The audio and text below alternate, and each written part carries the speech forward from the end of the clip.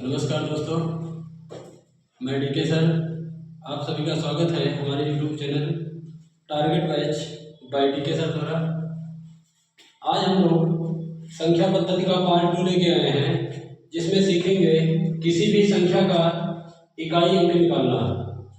कोई भी संख्या दी रहेगी, अगर उसका इकाई अंक निकालना है हम लोग कैसे निकालेंगे।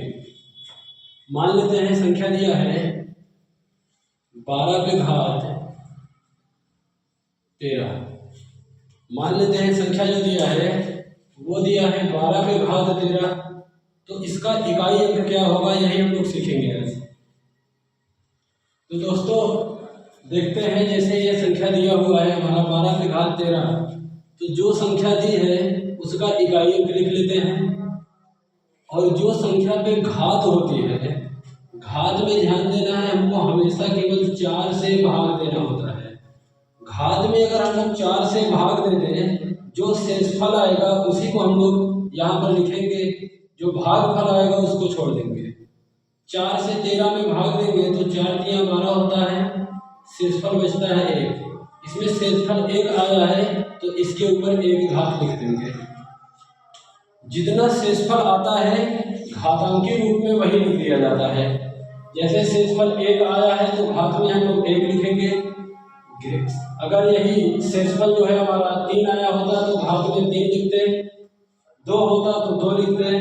जो भी शेषफल बचता है घातांकी रूप में वही लिख दिया जाता है। तो 2 पे पावर 1 का मतलब इसका जो इकाई अंक होगा वो 2 ही होगा। आई होप दोस्तों ये क्वेश्चन आपको समझ आया होगा। अगला क्वेश्चन देखते हैं।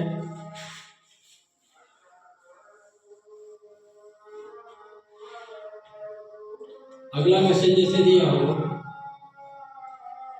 137 गुणते 212 गुणते 133।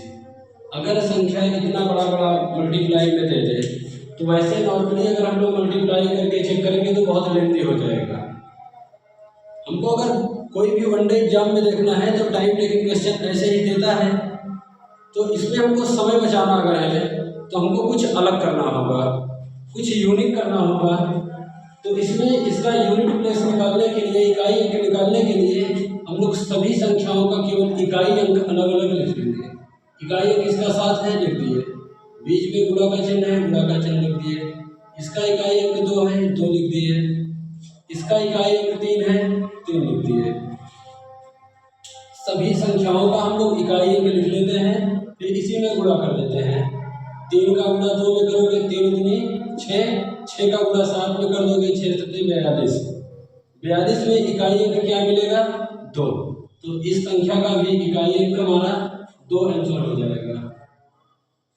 अगर आप लोगों को किसी क्वेश्चन में डाउट लग रहा है तो अपना डाउट क्लियर करने के लिए कमेंट सेक्शन में कमेंट जरूर करिएगा और चैनल को लाइक सब्सक्राइब करिएगा। अगला क्वेश्चन देखते हैं। जैसे कि अगर दे दिया हो क्वेश्चन 132 पे घात 153 गुणते 216 पे घात 111। अगर इस टर्म का क्वेश्चन दे दिया हो तब हम लोग क्या करेंगे। अब ऐसे भी इतनी बड़ी घात है तो इसका गुणा करना पॉसिबल नहीं है। इसमें भी घात इतनी बड़ी है, इसका भी डायरेक्ट पूरा गुणा करना पॉसिबल नहीं है। तो हम लोग फिर यही करेंगे, इसका इकाई अंक जो है उसको लिख देंगे। फिर इसकी घात जो है, घात में 4 से भाग देंगे, जो शेषफल आएगा उसी को इसकी घात बना देंगे। अगर 153 में हम लोग 4 से भाग देंगे तो शेषफल हमारा 1 बचेगा। इसमें अब इकाई अंक जो है उसको लिख देते हैं। इसका इकाई अंक हमारा 6 है, इधर क्या है उससे हमसे कोई मतलब नहीं, 6 लिख दिए। अब 111 घातांकी रूप में है। इसका घात जो है 111 है, तो 111 में हम लोग 4 से भाग दे लेंगे। 111 में 4 से भाग देते हैं तो शेषफल क्या आएगा। तो 111 में 4 से भाग देके चेक कर लो, तो 4 दूनी 8, 3 11 31 4 7 28, शेषफल हमारा मिला 3, तो 6 पे पावर 3 लिख दिए। 2 पे पावर 1 का मतलब है 2 1 कम 2 गुणे 6 पे पावर 3 का मतलब होता है कि ये गुणे के रूप में 3 बार है। 6 का गुणा 6 में करो, 6 छंग 36, 36 में फिर का ये लिखो, ये वाला 6 है, 6 छंग 36। 6 ऐसी संख्या होती है कि बार बार वो अपना ही नंबर रिपीट करती है। या 36 का गुणा 6 में करोगे तो 216 आएगा, इसमें भी इकाई अंक 6 मिलेगा हमको, इसमें भी इकाई अंक 6 ही मिलेगा। अर्थात इसको अगर इसका गुणा कर दोगे तो 216 मिलेगा। 216 में इकाई अंक हम फिर लिख लेंगे, तो 2 गुणित 6 बराबर में 12, 12 का इकाई अंक क्या हो जाएगा 2। तो इस संख्या का भी इकाई अंक हमारा 2 ही आएगा। अगला क्वेश्चन देखते हैं। सारे क्वेश्चन सिमिलर हैं, एकदम से एक ही मेथड से पूरा क्वेश्चन है।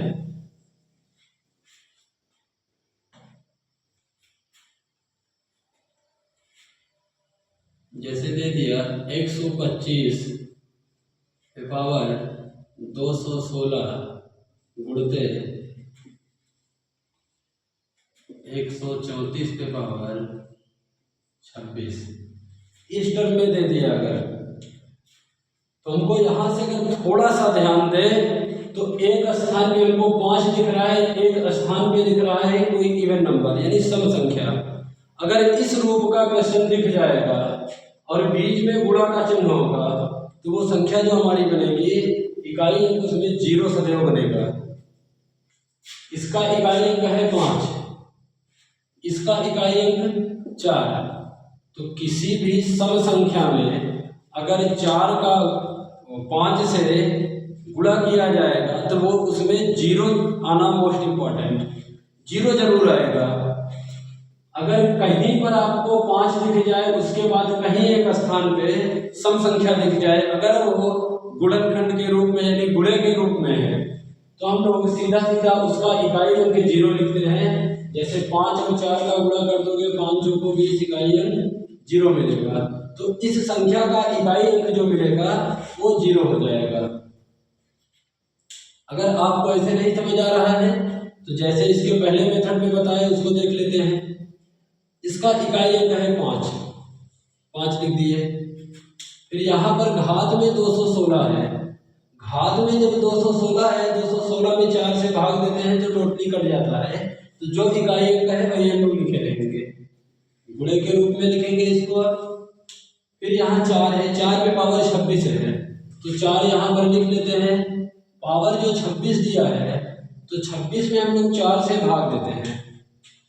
अगर 26 में 4 से भाग दोगे तो 4 छंग 24, शेषफल हमारा 2 बचेगा, तो 4 पे पावर 2 लिख देते हैं। तो ये 5 गुणा के रूप में 4 को 16, 16 में है 16 पंजे 80 करेंगे तो इकाई अंक जो हमारा आएगा, यूनिट प्लेस जो आएगा वो होगा 0। तो इसका हमारा राइट आंसर 0 होगा।